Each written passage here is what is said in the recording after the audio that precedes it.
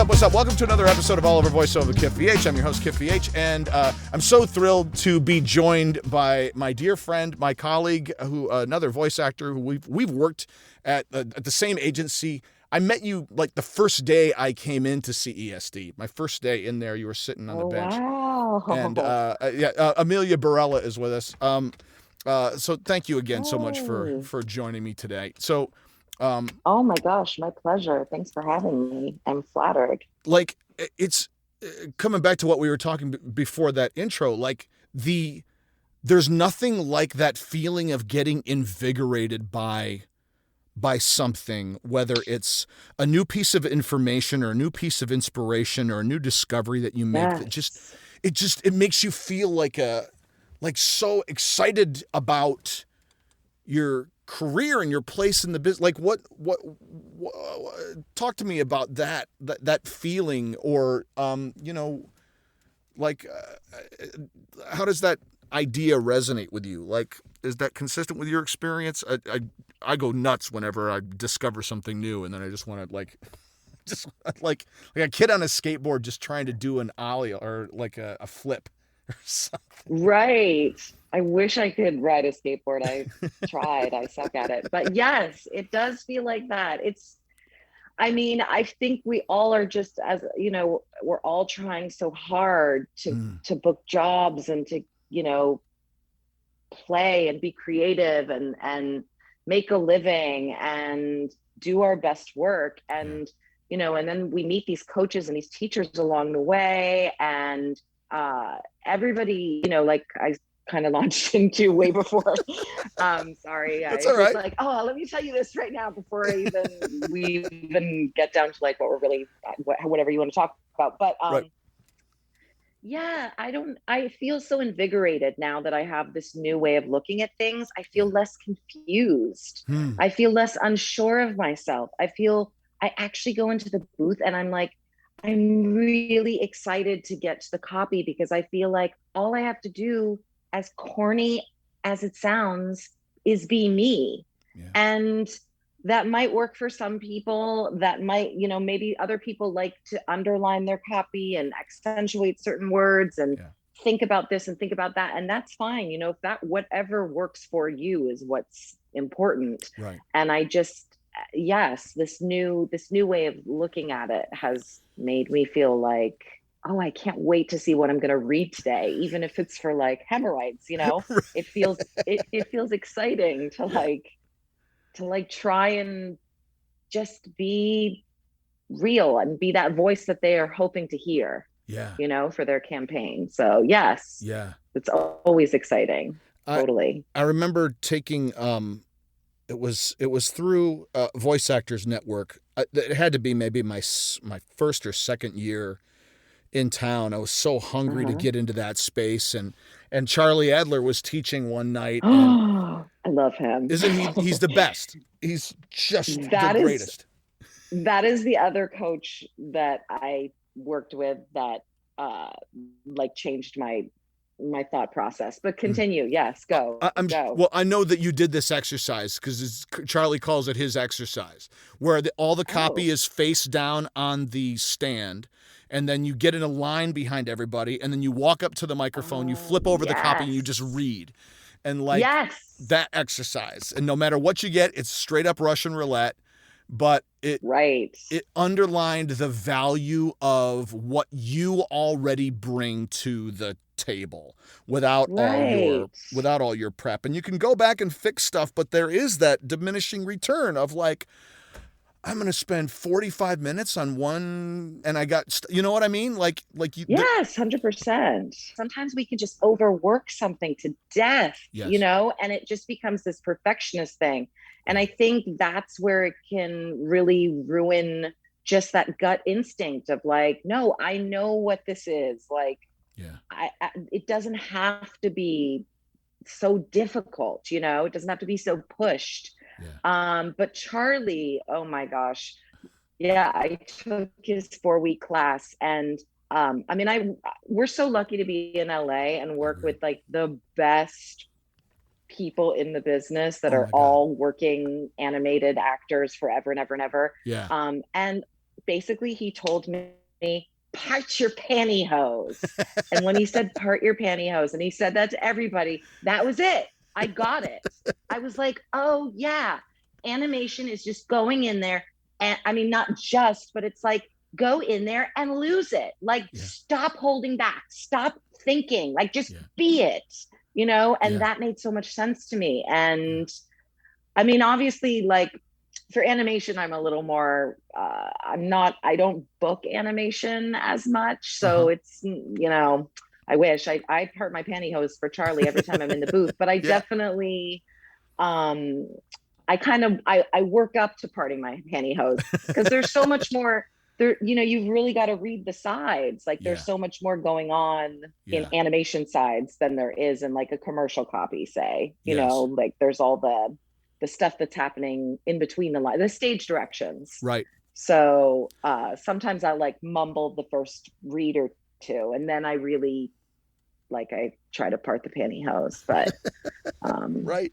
it's like it's so funny how one or one sentence and like everything that people have been trying to teach you clicks. Yes. You know what I mean? Yeah, it's like really this one missing key that comes in. It's like a puzzle of 500 pieces, and you got 498, and you're looking under the boxes and you're checking your pockets, and then someone's like, "Oh, this," and then you go, "Of course, that's it." And then you say something a teacher said to you 6 years before that suddenly makes sense in a different way. And it is this, yeah, it's like a crystal. Yeah, it's life-changing. You know, it really is. Oh, and like it is. And a side note off of that, and I've just recently started booking some animation, like right at the beginning of pandemic, and heck yeah, after swinging at it for so long, and then the difference between how I approach a piece of animated audition copy versus how I walk into the booth for this session. And oh, do tell. It's a weird difference, dude. Like there's a sense of, I don't know if this is how you feel about a piece of animation copy, but I've still had to, I always face it kind of like the wall at Ninja Warrior. Like I want to go in and just beast it and tear into it and part my pantyhose and all that other stuff. But there is still that sense of, okay, here we go. I got to get myself, you know what I mean? But like walking into the booth, doing a pass and them going, great, let's cover it the way I'm typically accustomed to in a commercial. Wow. I find myself spending more time on commercial reads in the session than anything that we do in animation. And that's really weird. Yeah, I don't know if it's just that advertising and marketing is much more, they just, because they work with clients, who know, and clients are, I don't know, are they just more particular? You know, they just want to cover all these different bases because it could be approached from all these different angles. Not that animation can't, but I guess with animation, it's like, if they think you have the essence of the character that they heard in your audition, then they're like, yeah, we trust that, go with it. Whereas like marketing and advertising might maybe just, is it more like particular, do you think? It may be. Why? I don't know. I think in animation, because it's something I've wanted for so long, I make it more special in my head than it really is. It's like Charlie says that all the time of like, it's just cartoons. It's just cartoons. Just go in there and do the cartoon. And like, and I go, yeah, it's just cartoons, but I want to be in cartoons. And then the difference of I know. Right? Like it's throw it all up against the wall and just see what sticks and walk away. That's like, it. Make your mess, like, and go crazy. Yeah, like what's that show? Double Dare? What was it? That where they destroyed like the house? I can't remember. They go in and destroy the house. And I always was mad at them because they never destroyed it all the way. It was like, just go in and destroy the house, you know, throw the vases around, go crazy, and then you're done, you know, like have the most fun you can have and then walk away. Exactly. Why not? Exactly. Well, actually, I did want to say, like, over the pandemic, I was, you know, hanging a little bit with a friend and her kid outside at this pool. Yeah. And, you know, when it was a little later and it was safer. You know, Yeah. you can go and be outside. I sound terrible. I wear a mask. I sanitize. I have my first vaccination. I'm not like one of those crazy people. But anywho, like hanging out with her kid who's 6 years old Yeah. and like making funny voices and singing Les Poissons to him from, Les Poissons, Les Poissons. Like that was another thing that made me think about cartoons and animation. Like what made him laugh? Like what funny voices did he like to do? And like, I forgot, like to be around a kid, you get to get back into that child brain and you Yeah. get to think like a kid again and have fun like a kid. And I was like, oh, I have to bring more of that to my auditions too. Like this Yeah. is all to make kids like laugh and have fun and enjoy watching a cartoon. So that really helped me out this year too. So That's another so good thing came out great. of the pandemic. That's so great. That's such an important thing to Yeah. remember is like your audience and like, yeah, connecting Yeah. to, the difference between a Disney Junior piece versus, some high octane action thing. And like, you know, you know, is my audience 10 or are they 4? Is it, is this part of Right. that constant stream? That's such a great thing So to remember. tricky. So Yeah. tricky too, though. Like what you just said, all your audience, you're right. It's so different, all the different genres of cartoons Yeah. that we Completely. have to keep in mind when we're auditioning. Absolutely. Right. Well, tell So me. sorry, yeah. So I want to roll the clock back on you. Like where are you from originally? Like how did you find yourself doing what you do? Like let's start where you're from. Where are you from? You're so cute. I love how much you are making me feel like I'm some big important person. And I'm so not, but I love it. Okay, so I was born in Montreal, Canada, Oh, no and kidding. then my family moved to New Jersey when I Uh-huh. was 5, and I grew up in Jersey. And I went to school at NYU in New York, and I got my first agent there when I was 21, and I started going out for voiceover. Amazing. And So yeah, let me roll back to New please, let's roll Jersey. it. So when you were growing up in New Jersey, like what uh, I mean, not to glaze over Canada, but I know you probably don't remember a whole lot from 0 to 5. No, But glaze it. uh, Glaze it. we'll glaze it. Yeah. Now that you're an American citizen, let's talk about these things. Like, Right. what? USA. Just kidding. Right. What were you like interested in? Like what were you like as a kid? Were you into cartoons? Was this something that you wanted to do? I know you also did like, Oh my God, yeah. like Yeah, I mean, I didn't even know that like adults did cartoons. That didn't register with me watching cartoons as a kid. yeah. Like I didn't even get that. And I loved cartoons. Like I loved the Smurfs, Yeah. the Chipmunk, wait, what were the Chippin not the Yeah, yeah, Chippendales? Rescue Rangers, the Oh wait, Chippendales. Yes, it was the Chippendales. No, the no. Chippendale Rescue Rangers. Yeah, exactly. No, Alvin, Simon, Oh yeah, Theodore. Who Alvin were and the they? The Chipmunks. Chipmunks. Yeah. Yeah. Anyway, yes, I loved cartoons, and I always wanted to be an actor and a singer and a dancer. Mm. And yeah, the on-camera thing did not work out for me. I wish I had stuck with stand-up comedy more because I really did enjoy doing that. Um, but I didn't. What was And what now I'm was just doing voiceover. what was What? Oh, sorry. it's all right. It's totally fine, dude. What was your I know study there's at? like a delay, so Right?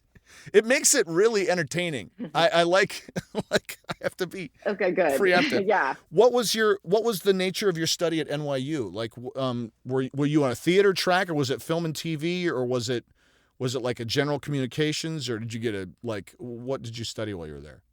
I was at the Stella Adler Oh man. Conservatory for the first 2 years. And then I went, well, it sounds so fancy, but like I was 18, I Yeah. mean, Yeah. an 18-year-old going to study theater. I don't know. I just, from the suburbs of Jersey, I'm sure there were much, much better actors than me. I know there were, but then I studied abroad for a year in London and then in Florence. And then I came Yeah. back and I did a year at Stone Street School of Film and Television Excellent. at NYU. Wow. So Amazing. yes, and that was really, really, really weird and hard to learn how to act for film and TV. Hmm. Like I was not used to that at all. What was that? What was where was the challenge in that? Was just that shift of working from stagecraft to the small size of film and TV, more technical, or what was? Yes. Mm, Yes. Yeah, because when I feel like when you watch a film as an actor and you don't really know how films are made, everything still seems so heightened and dramatic. mm, And there's so much emotion when you're watching a film or a TV show. And especially sitcoms too. Like I loved sitcoms. I love the Golden Girls. I used yeah, to watch that with my mom. I still watch the Golden Girls. yeah, And I loved, Will and Grace and uh, just like obviously like facts of life, like as a kid. right. But like it seems so big. And then you get on camera and you're told like you're way too big, you're way too exaggerated. Like I honestly feel like I would have had more success if I had been born earlier and like been a vaudeville actor. Like I wish I'd been able to like mug and make big quirky like noises and wacky dances and just been like an all-around goof. Yeah. But yeah, so film and television was just like, oh, you stop making so many big faces. Like, don't telegraph your emotions. Like, Mm, it's all in the eyes. It's all in the eyes. And I was just like, I don't know how to act like that. I don't mm. know how to do that. Wow. Yeah. Yeah. Yeah. I So that totally was the understand. challenge for me. And then when did you start with stand up? Were you doing that simultaneously when you got done with school or while you were in school yet? God, I wish. I wish I'd started stand up in my 20s. No, I Oh never man. even considered stand up. I didn't start until I came to LA, and No I kidding. think I was 30 when I started because like acting for me wasn't really, I mean, I was auditioning, but I wasn't really getting anything. And I Hmm. found the whole process of auditioning and going to auditions very stressful. Like I Yeah. just have a thin skin. And Yeah. um, so, I started doing stand up because I was working with this life coach, which is Uh-huh. so California. Um, and so he was like, you should do stand up because I have a lot of students that do stand up and I can help you do that because I used to do that. So then I started that and that was hard. Yeah. That was hard, but that was more me because Hmm. I could be on stage and I could talk about whatever I wanted to talk about and I didn't have to memorize lines and Yeah. if I got nervous and went up on something I could just you know look at a piece of paper on my stool, Right. underneath my water bottle. Like it's not that it's more casual Yeah. and it was just more fun to have that like theatrical connection with a live audience. Yeah. I really liked that. Yeah. But, that didn't last longer than like 4 years. So Okay. Okay. I'm a quitter, Kip. I'm a quitter. Well, That's what like, I am. but like, I told you in my correspondence with you, like, you're like I hear your reads. When I hear your reads, I hear your inherent comic timing. You're so funny and so natural, Mm, and you really bring wonderful natural comedy to where it needs to be. Like your reel makes me laugh out loud. That never happens. thank And you. I mean, we talked about. I mean, I remember talking about stand up when I first started because Chris Edgerly was doing it. We were just mixing it up and Right. talking about places to. I have a notebook somewhere with the open mics that you told me about, like to go do it. Oh my gosh. Um, Right. but Right. but like scrolling back to the origins of your VO career, like you started doing VO like straight out the gate out of college in New York, or did you get like repped, or how did where did your voiceover life begin? I did. Yes. They started sending me out mainly for commercials, like on camera commercials and voiceovers. And yeah, so I just started booking some voiceovers, which was like, whoa, I can't believe I even know how to do this. Yeah. And but apparently, I guess reading copy wasn't that hard for me back then. And also the style was so different. So it was, Mm. it was really okay to be an announcer. It Yeah. was really okay to like sell things. Yeah. And I that was fine and I did it. And then stupidly, like really stupidly, I decided to not pursue voiceover when I moved to LA. And I was like, I'm going to focus on being an on camera actress. Uh-huh. And so then I didn't do it for like 7 years. Wow. And then I had a manager at the time and I was like, why don't I get my demo together? Because I have this work from things I did in New York. So Yeah. I pulled that together and he sent it out to a few agencies, and CESD was the first one to respond. And I auditioned for them, and then they signed me. And it's been a decade with them. Amazing. I think it's been a decade. Yeah. Yeah. Yeah. Yeah. It's been great. I really love doing voiceover. And I mean, it's such a great profession, isn't it? It really Do you, is. do you like it better than on camera, or do you like on camera just Mm. as much, or what's your feeling on it? You know how like uh, this is the thought that's coming to me, and maybe I'll use this answer again down the road when asked because I like the idea. You know how you love pizza and you also love chocolate cake? Uh, Yes. that's how on camera and voiceover is for me. Oh, right. I love them both for completely different reasons because Right. it's like you said. There's nothing like going into a room and I think you put this in a post on LinkedIn today, I think, where you were like, there's nothing better than going into a room that they expect a 2-hour session and you nail it in 40 and they're like, you were amazing. Thank Yeah. you. That like Yeah. that is a really wonderful it hits you not only in terms of your ego and that feeling of like, hey, I'm good at this, but it's also like I'm fiscally responsible with my talent. I saved them Right. money. I saved them time, Right. and Yeah. I can take direction and be specific and solve problems that gives me a greater Right. satisfaction. You know what I mean? As a Yes. participant in the creation rather than expressing like a fountain of ideas. It's like Right. Right. I'm a problem Right. solver. I come in, I fix your problem, I get out, and everyone's happy and go, well, we have time for a break. Um, Right. Absolutely. you know, Yeah. It feels so good when you make a client happy. It yeah, feels so good. It's just like, well, that's what you hired me to do. And yeah, I just want to be the best. I want to be the best that you want me to be. Like, let's do this. So, completely. yeah, I know. I do love that. I You do know, love that. and I do love being on set too. I love the energy of set. I love the variety of the work. All that stuff is great, Yeah.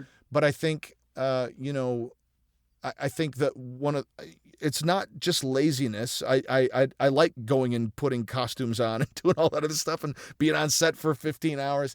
But like I Oh my also God. like I also like a t-shirt and jeans and a pair of Birkenstocks rolling into Voice Tracks West or Voicecaster or going in there and reading something and leaving. It's nice to have the rest of your Yes. day.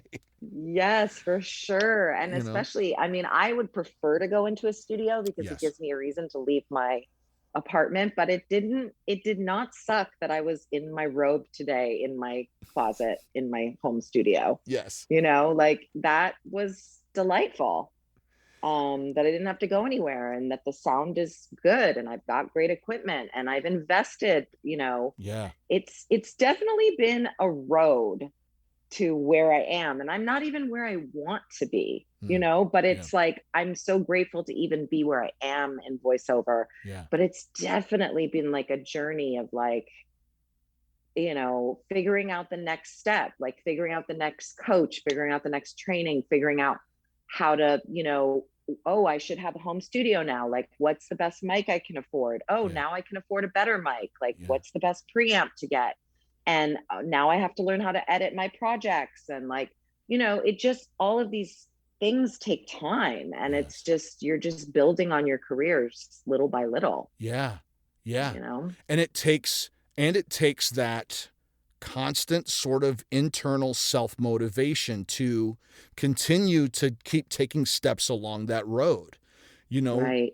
that the goal of Yeah. ness it's in like it used to be for me this sense of, oh, like the things I want to be able to do or the roles I want to be able to have or the amount of money I'd be able to do or whatever. And then as Right. those signposts, they come and go, and it becomes more about I just want to stay on the road and keep moving I forward. know, right? You know, Yes. Yes. I don't care I about don't really care where we stop. exactly. Yeah, just like keep giving me the jobs. This is Yeah. great. Yeah. Like as long as I mean I do have things that I won't do. Like there are, I don't eat meat. Uh-huh. So like I try not to do anything for spam Yes. or, I mean I have read for other things Yeah. and I do think about those things Yeah. and like I try to be ethical and like stay within my comfort zone of my moral compass. And Yeah. sometimes I'm like, okay, well, like I won't do things for SeaWorld. Yeah. Sorry, Yeah. and I do have dream clients, and then I volunteer like all of my voiceover services to Animal Equality for free. Oh my So God. any voiceover, yeah, any voiceover they need, I do it totally for free. So like I've done like maybe 10 or 15 videos for them over the last few years. Amazing. Finding the things, navigating. It was one of the things I always was worried about in this business because people had said, "Oh, well, you're gonna lose your soul if you go to Hollywood," and like you do have to kind of thread the needle of like what is stuff that I feel passionate about doing, what are things that crosses my line. I turned down an audiobook audition, and I Right. really appreciate. I've done it on a couple occasions, and I really appreciate our reps for not, pushing back on those decisions. Like because if Yeah, sure. because it does take potential money out of their pocket, but fortunately, being at an agency like ours where I think they can absorb whether or not I do an 11-hour book or not.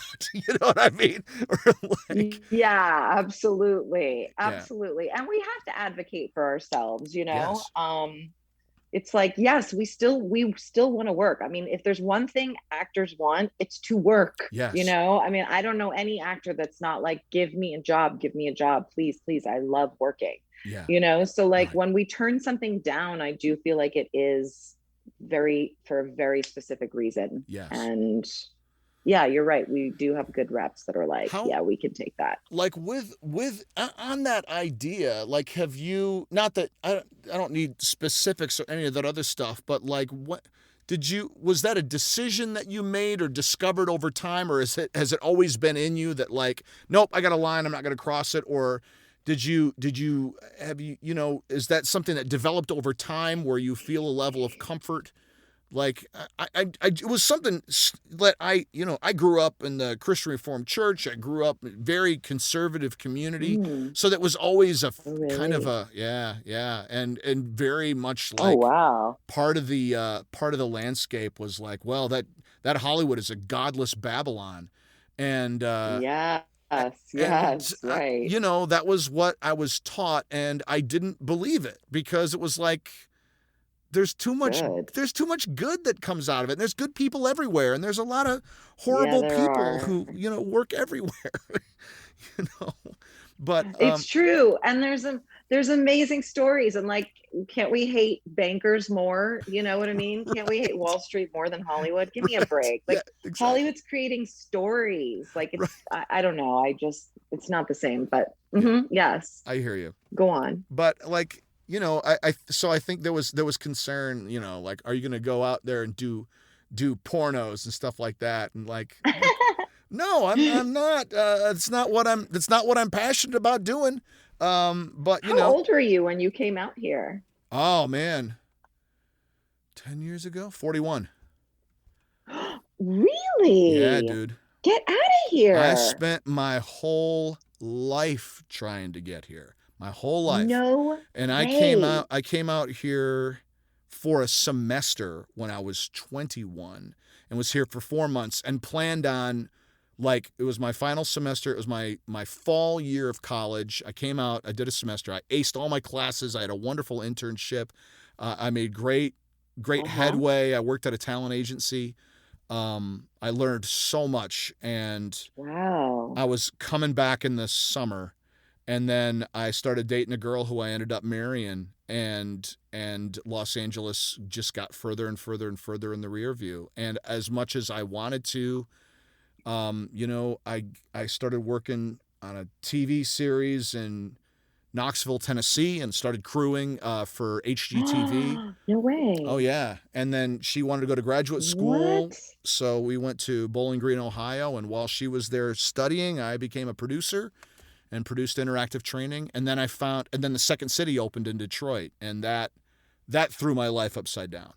I started going up there, Oh, and really? yeah, started getting back into improv in a big way, and then ended up getting a divorce So and you had done improv. Oh, in wow. Oh, college. Oh wait. yeah, You did improv. Oh, okay. Okay. yeah. I was a heavy So like you went up to yeah. Went to Detroit. Did Detroit? yeah. Detroit had a Second City theater, and I started doing sketch Wow. comedy and Oh improv and teaching and directing there. And my then gosh. met Sherry there, and we got married. And I was on main stage there for 3 reviews, and then went to Second City, Cleveland, Wow.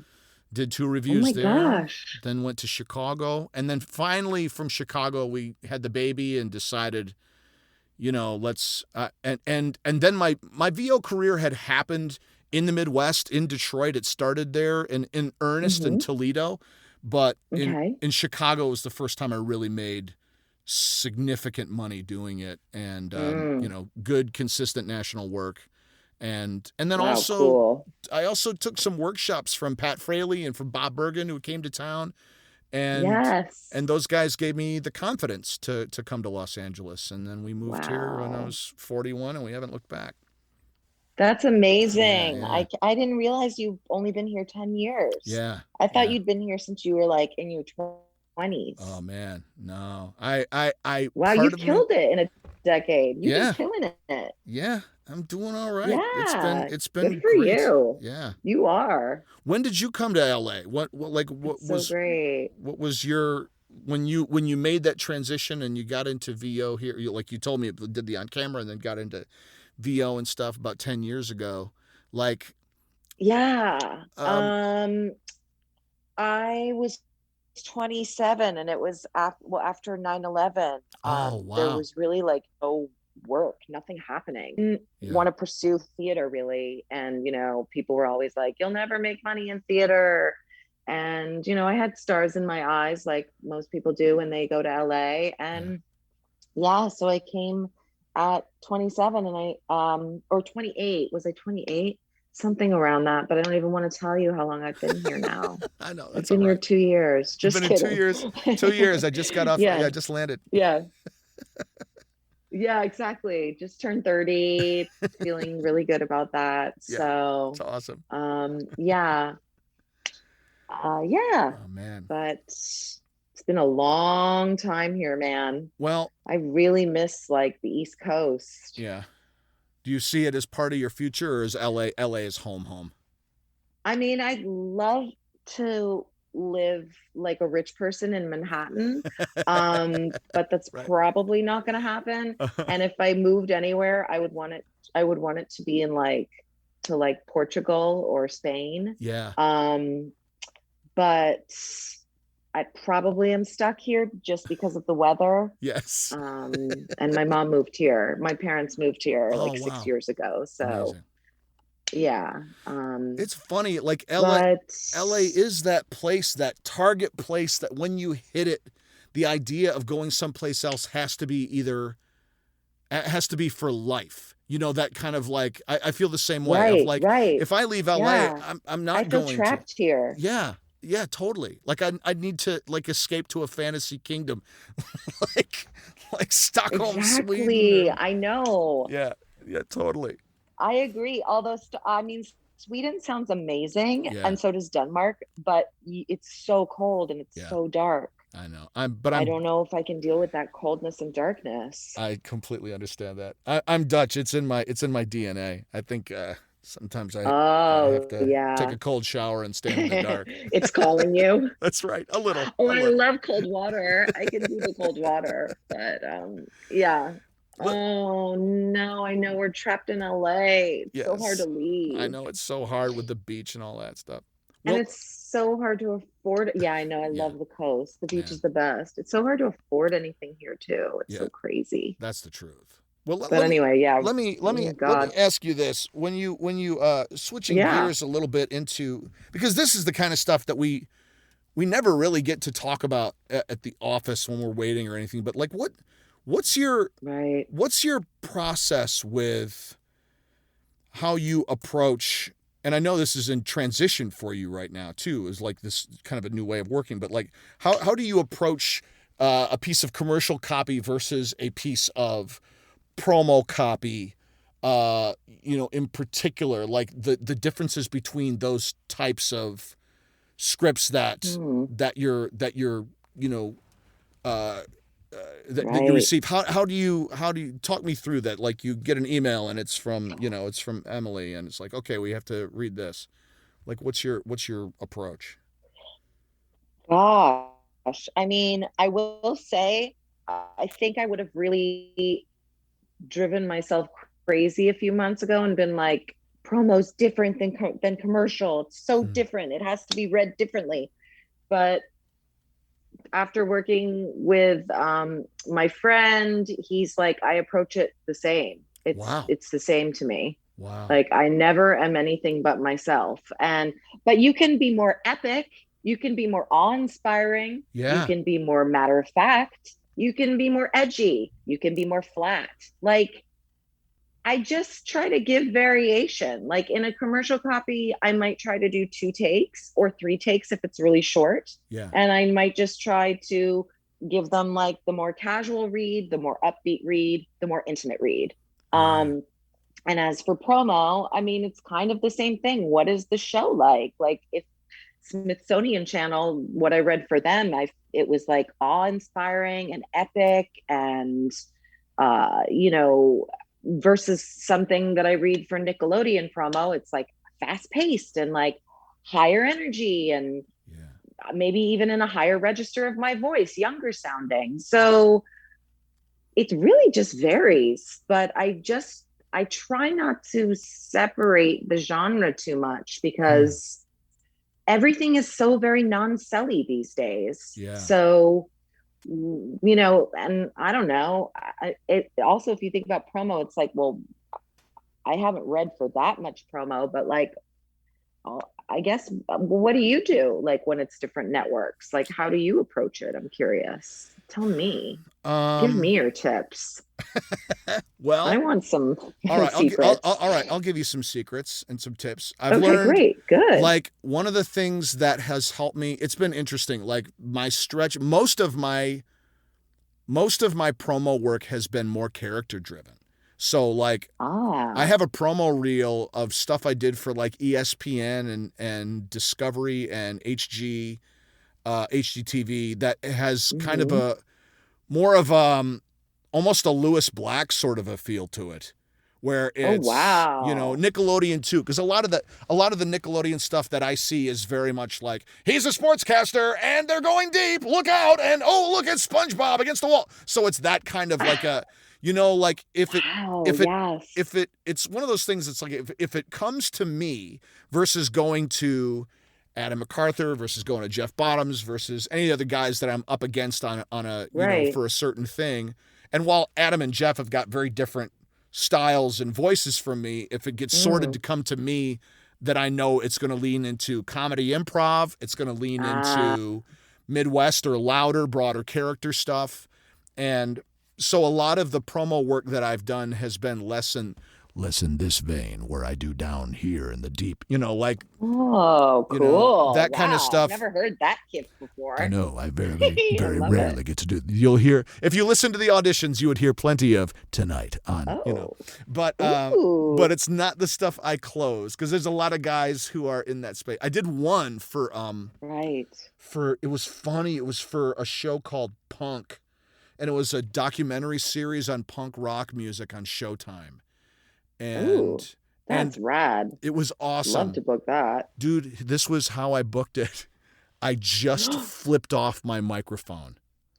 I just Say what? I flipped off my microphone and I just went Punk on Epic. It was Epic's, not Showtime. Punk. And I'm doing it right now. Both my just flipping the bird to my equipment. Yes. And like that kind of stuff for me where I do try to get physical in the work I'm doing. Really, right. especially with character driven stuff where it's not as precise. You know what I mean? But like hearing you talk about this stuff, like I feel like my precision can be, it falls into that place of too announcery, right? Like, right.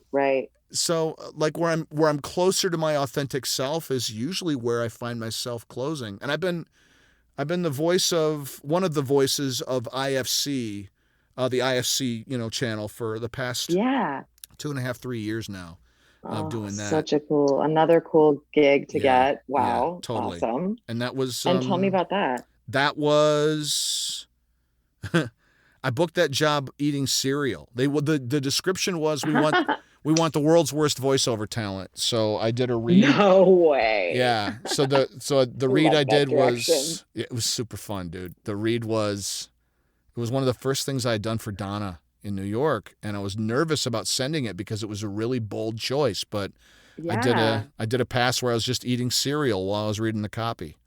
I'm crunching and slobbering, and that won the job. I do like that. Is so cool. And did they end up We did a whole session where we recorded it. They couldn't, but what the producer told me was, he said, I thought it was one of the funniest reads I've ever heard. And he said, you just didn't care. And even though we wanted to use it, it didn't work. But he said what it told us was that you understood the spirit of what we were trying to do. And that's why we booked you. Yeah. I love that. Yeah. Yes. I try to make those moves too. I do. Awesome. Like I booked a really short little like AAA commercial where I played a mom and I think she was eating something. And so like when they want you to eat, I eat. Like I'm actually eating something because I just think it sounds more real. And then I'll do a take where it's not eating, where I'm faking eating. But so they have that option too. But yeah, I mean, it's fun to just make those fun character-y decisions and be like, fuck it. Like, what do I have to lose? Right. And I bet it's even more fun for you because that is in your nature to be an improv sketch person. So like might as well go all the way. I think so too. And I feel like, we have the benefit of being able to send a couple takes in.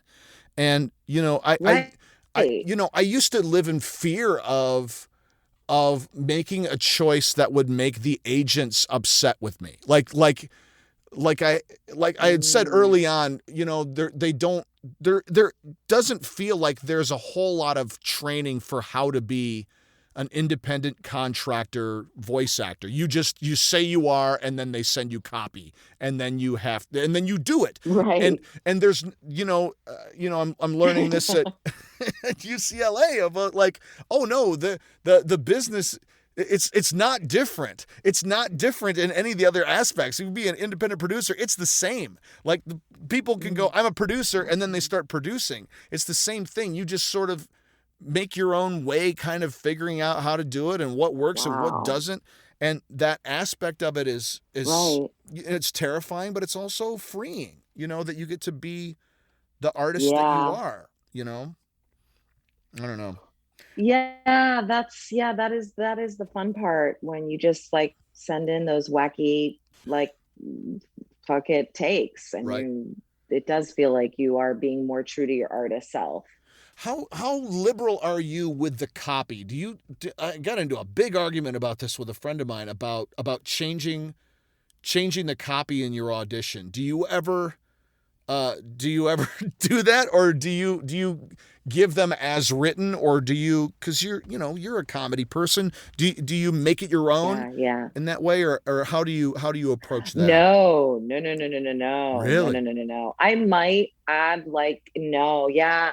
I might add an intro line or Uh-huh. like a couple intro words or a button at the end of it. Yeah. But no, I don't want to. I mean, somebody's paid to do that side of it. Yeah. Somebody's paid to be creative that way. And Yeah. I usually feel like in the commercial world, they never they never add a line just because you've added a line. Like if it's really like, okay, sure, a grocery store spot and you add a cute little line at the end. I Yeah. mean, yeah, it's not going to destroy the audition, but I Right. don't think I would ever insert lines into the copy, only at the front or the back end, Yeah. only at the beginning or the end. Yeah. Do you change it up? Sometimes. Sometimes. You do? Yeah. Say what? Like, Oh look, my God, like if I for get a what spot, if though? I get a spot for Lexus, right? Like, here's a luxury brand. Yes. I'm not gonna mess around with their creative in any way, shape, or form. I'm gonna give them exactly what they asked for. Right. But if it's a spot Right. for, I don't know, Bounty paper towel, and it's a spot about, here's Pamela trying to clean up the room before the dad gets home, and all of a sudden there's a mess on the floor. Whoops! Well, look out, Pamela. Here comes Bounty, because they're gonna suck it up. Whatever. Yeah. I'm gonna. If it ain't rough, it ain't right. I'm gonna slur my words. I might add an "and" or a "the" or something to make it feel a little bit more Hmm. colloquial. I'll do that kind of stuff. Okay. If I add, I'm adding 0.3% to the copy, or Sure. like that. To me, that's about the extent, and I'll always give them an as written. But like for example, Huh. there was some spots tonight that was some spots. I make it sound like I have the jackpot. Like I didn't do any auditions last night, but tonight I happen to have No. a few things to get done. But like Right. one of the commercial things was like, oh, it's like a character and he's speaking, and they're gonna alter his voice and do a bunch of different stuff. And the copy that's there is fine, but it's exerted, it's being yelled. The guy's clearly engaged in whatever's happening in the scene. So I'm going to give it as written, was one take, and then a second take and a third take where I'm just going crazy as this character. Right. And Right. for me, I feel like my job is to show them two things. I got to show them what it looks like with me in the job. And Right. and I might give you some options, and B, my job is to make your copy spring to life. And if that means a lead in, if that means like an improv into it, like you're talking about at the Hmm. top, it's Yeah. it's the reason we do it.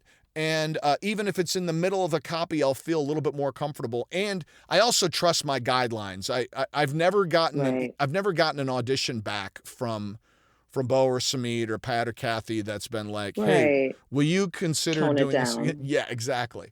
Right. And I know they're listening, so I feel like I trust that if I color outside the lines and get slapped for it, then I'll solve it. But Well, my concern is how much are they really listening to?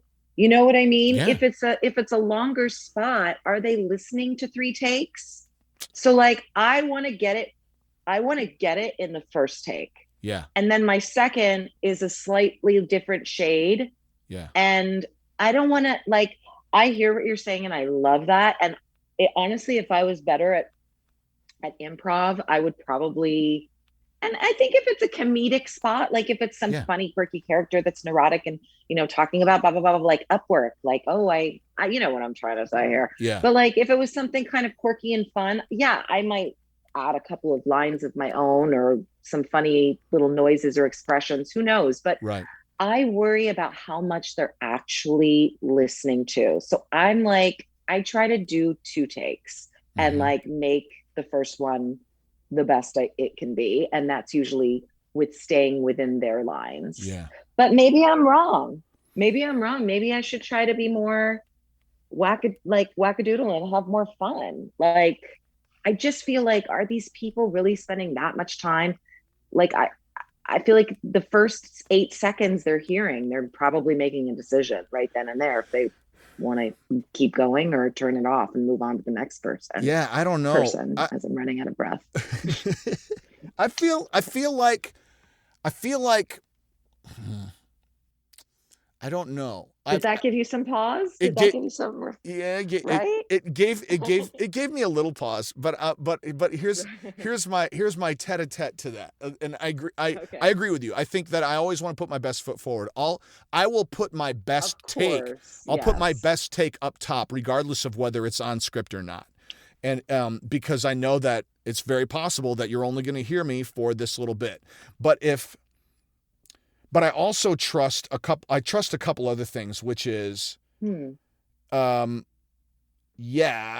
I trust the weight of my agency, and the selection of my agent to not necessarily guarantee they're going to listen to my whole take, but the casting director is going to decide if I'm right or if I'm completely wrong. If I'm interesting or worth sharing with someone else, or completely wrong. And if I'm completely wrong, they'll give me 5 seconds and then I'm done. Then I didn't have a shot to begin with, whether I was brilliant, whether I was funny, whether I was warm, whether I was not. I'm just not right. And that's fine. If I could be right, if they give me 10 seconds or give me 15 seconds versus the 5, then it's about my read and the choices I make rather than the sound of my voice. And in that instance, I want them to see choices more so than what everybody else does. Like if it falls into that same cadence, like some copy, you know what I mean? It's like what you're talking about, like being yourself. Like you can't lose when you're being yourself, you know? Right. No, it's true. And this is where I lately I've been getting into the booth and feeling like everything I do is right. I'm just best. I'm just deciding. I'm like, oh, this is gonna book. Oh, this is good. This is gonna book. Yep. Yeah. I'm just choosing to believe like this is good. I want to feel that way after everything I submit. Yes. And I want to trust myself, you know, and I know that maybe I'm like living in a total dream, but, and I love that this is giving me pause too, because wow, I now want to like hear all of your auditions and like, I want to see the copy and see what you've added. Cause I'm so curious now. I'm like, wow, how much are you adding? This is so interesting. And who was the person that you fought with that said do not add anything to the copy? Is it somebody I know? No, no one you know. Just a friend, a fellow. She wouldn't mind if I mention it, like because she agrees. It's my friend Rebecca, who is a voiceover teacher, and she would argue with me about all of this 100%. And we've had the conversation, the argument, and for exactly the same reasons. You're right, like. This copy has been poured over and approved by legal. You know, yes. I when I was teaching at Second City, teaching improv, I kind of, not just improv, but teaching VO. One of the analogies that I shared with the students was, you know, when a piece of creative is generated, it's like this orange that's being plucked off a tree, this beautiful idea, and then. But this orange, this beautiful, fresh, juicy, dynamic and bright and fragile piece of creative is getting passed down the line to go across the desks of legal, clients, corporate, marketing. Right. It has to have all the juice kind of sucked out of it and flattened so that it can withstand that judgment.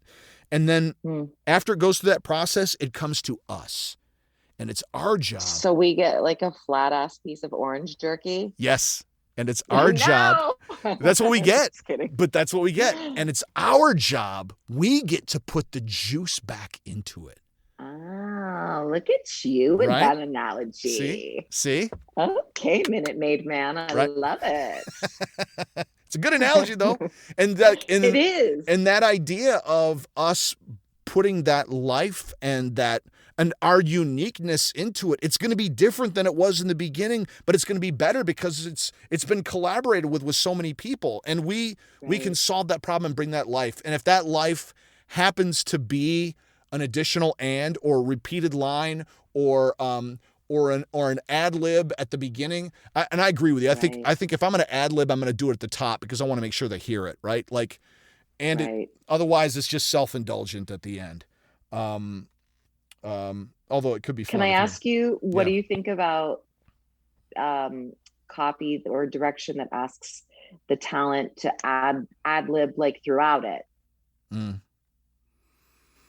What do you think about that? I mean, I feel You oddly. probably love it, don't I you? don't. I feel oddly. Really? Yeah, I feel oddly limited by it. Huh. I feel a little put on the spot. And Yeah. that seems kind of, maybe it's non-intuitive, but it does feel to me like it's all in the wording, right? If they're like, we want you to ad lib through this thing versus we invite you to do it, like we're not Right. precious with this copy, go ahead and make it your own. Right. I'll still only give them, I'm not going to do an 80-20 pass. It's always going to be 95-5. You know what I mean? Right. Right. 95 script, 5% ad lib, and then and that covers my ass as well as keeping me from feeling like I got to do 7 takes and every one of them has to be uniquely different and uniquely hilarious, and because that's the stuff I would rather Right. do. I would rather spend that energy for, for an animated series or for like a character reel, you know? Yeah. I don't know what we're gonna do. Like I just keep hustling because it's the only Yeah. thing I do. So I'm like, I just am hustling Yeah. this voiceover thing Yeah. as much as I can, you know? Yeah. That's all you really can. And Yeah. and I do feel like, as it's this stupid thing. It's Morpheus in the Matrix Part 2 where Uh-huh. he talks about how the machines keep coming but we are still here, and like that is the thing that gives me joy and in those dark moments in the valleys, I am still here. I'm still on this mountain road. I'm Right. still on this path, and Yeah. that I take a great deal of comfort in that. Like even on slow days, I'm happy to see, when an audition comes in, it's like, oh, good, okay, good. I All my know. self-talk was wrong.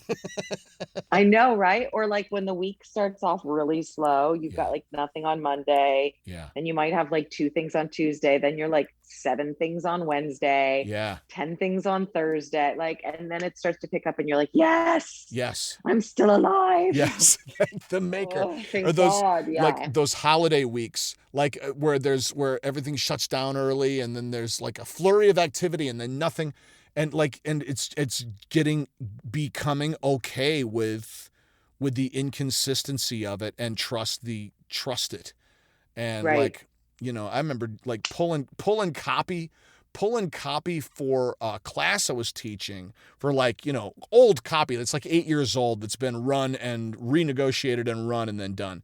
And then, like, taking names off of it and looking at the old emails and being like, did I used to get Mhm. more copy? No, no, it's been pretty consistent, and there'd be a section of time where I'd see more animation copy for a couple weeks, and then it would taper off, and there'd be a flurry of commercial, and then it would be some promo, a couple audiobooks, and then just to have this nice variety.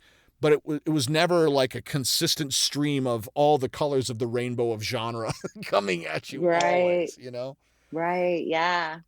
Yeah. I just wish that like people would respect our profession more. Hmm. Like the people that, I mean, it's sad when you see such huge companies paying such crappy rates Yeah. because, and like, I once went to some advertising marketing party with a friend who she know the one of the people that work there, and they're like, oh, so you do voiceover, so you talk for, so you speak. you just talk for a living.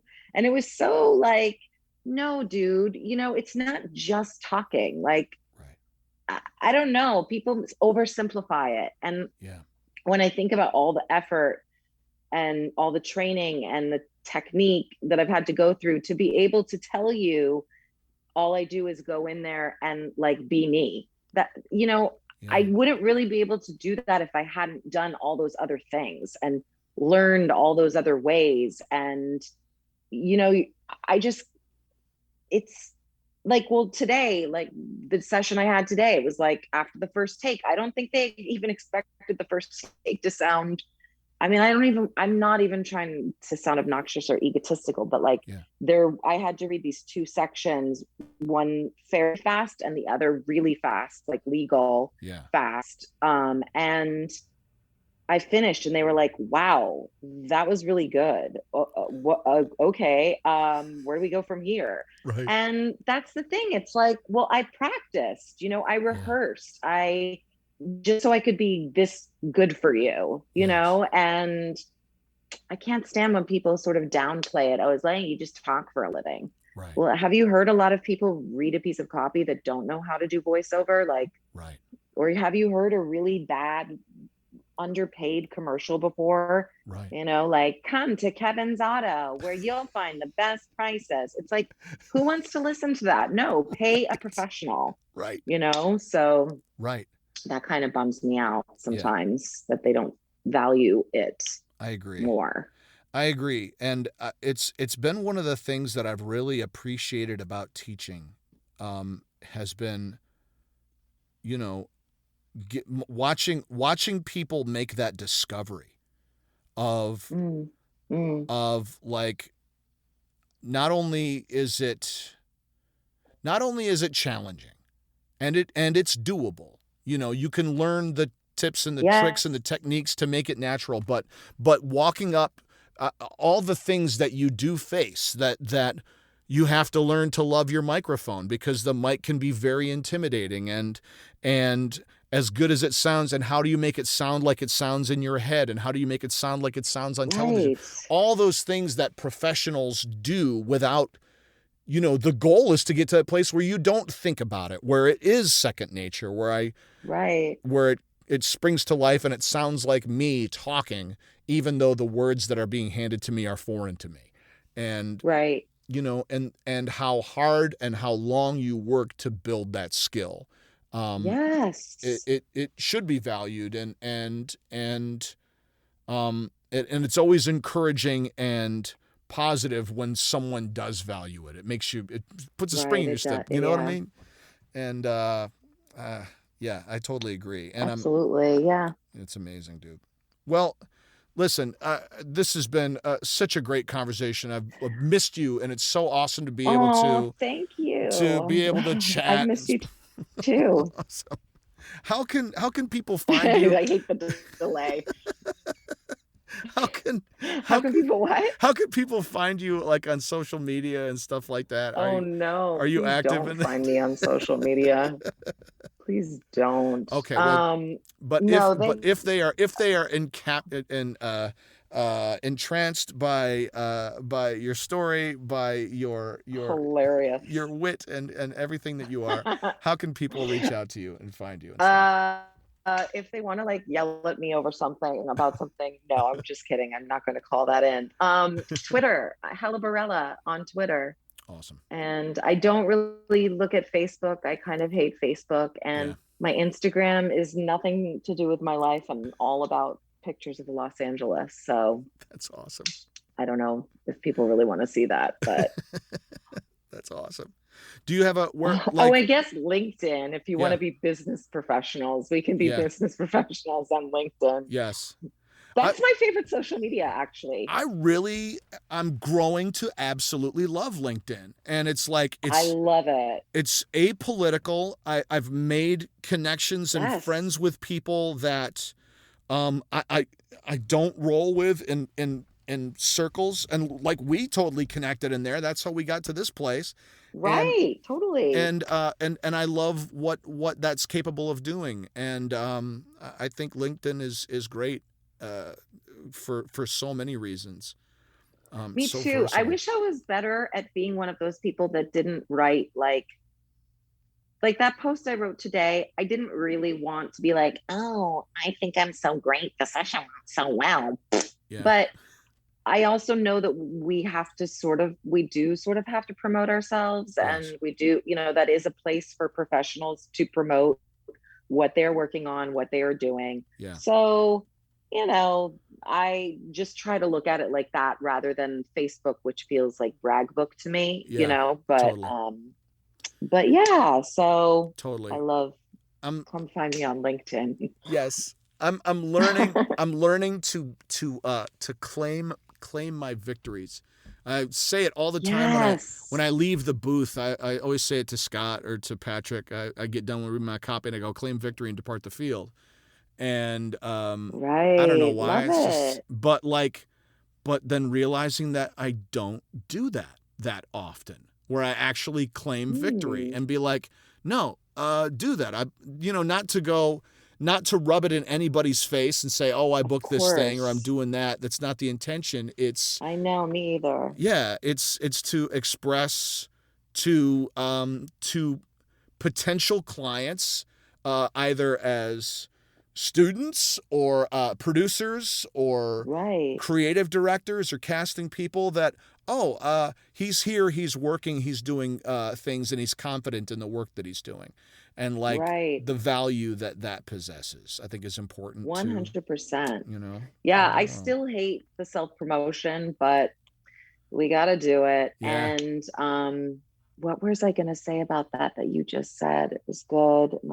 Oh yeah, celebrating your victories. Yeah. Oh, that's so important Yeah. too. It's so important to keep that high vibration up Yes. so that you can keep attracting more of that work, because Absolutely. that's another thing I've really gotten into. I mean, I'm not doing it every day of my life as much as I should be, but just thinking about manifesting and the Yeah. thoughts I'm putting out there and the things I'm saying about my career. And, Yes. I know I can be kind of self-effacing, but I really am just so happy to be working in this business, Yeah. and so happy to have the representation that I have, and Yeah. to know the other artists that I do, to know you, Yeah. to know all these really creative, talented people. I feel really fortunate that we're doing it, We're doing it. we're doing it, man. Amazing. Amelia Borella, Yeah. thank you So so corny, much. but yeah. I love I love that. I love that it's corny, but I also love that it's absolutely true, and that that we get to do something that gives us satisfaction. And Word. there's plenty of frustration, but I've been just as frustrated in every other job I've worked.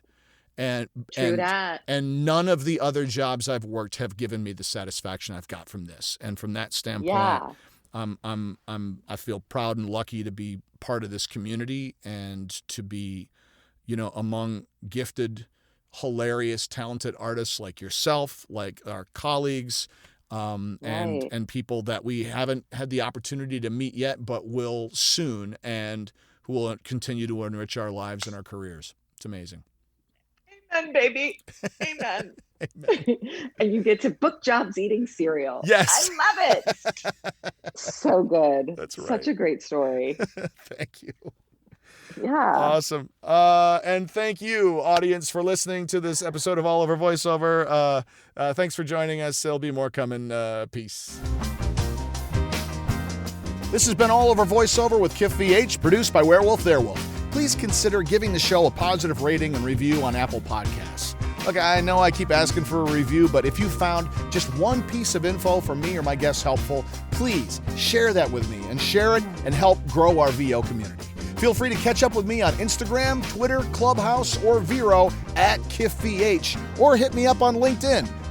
It's Kif Van den Heuvel. Just search for Kif. We probably know a couple of the same people. And check out my website, www.kifvh.com, for my reels, updates, and to reach out to me directly for coaching or appearances. Claim victory and depart the field. Taxi? Taxi? I guess I gotta walk from here. Okay.